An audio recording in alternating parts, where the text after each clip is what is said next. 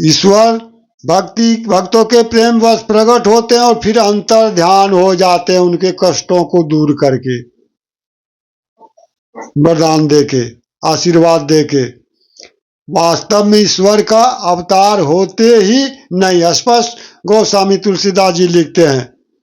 फिर देखिए लास्ट में माता प्रार्थना करती है,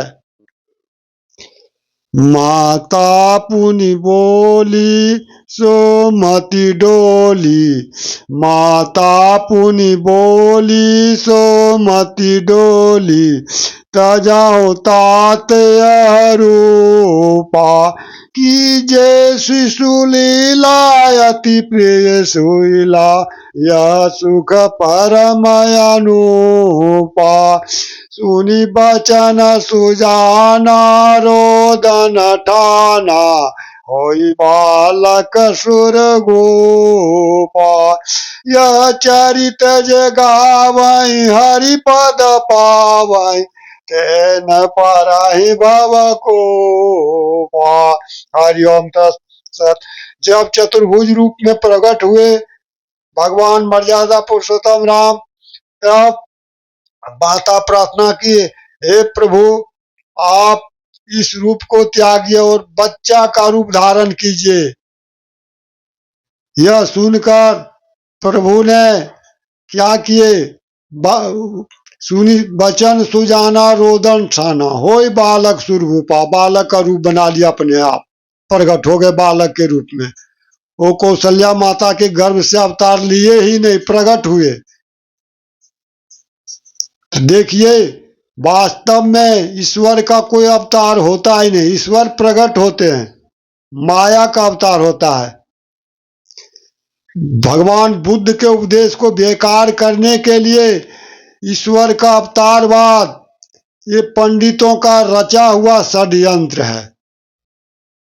वास्तव में ईश्वर अवतार लेते ही नहीं। अब देखें आगे,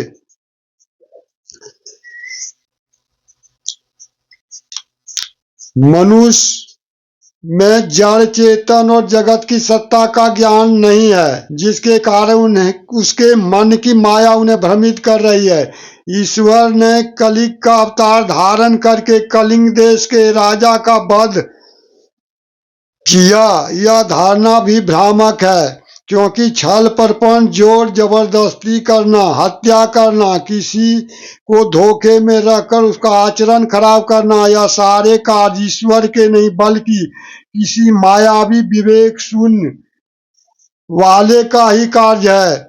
जिन्होंने अवतारों की कल्पना की, जिन पंडितों ने अवतारों की कल्पना की, ईश्वर के काल्पनिक चरित्र का प्रचार किया, पूजा अर्चना किया आदि की, वे लोग अज्ञानी नहीं है, तो फिर क्या उन्हें ज्ञानी माना जा सकता है? संत कबीरदास जी कहते हैं कि हे संत लोगों, उत्पन्न होना और मर जाना यह सब माया के ही कारण है।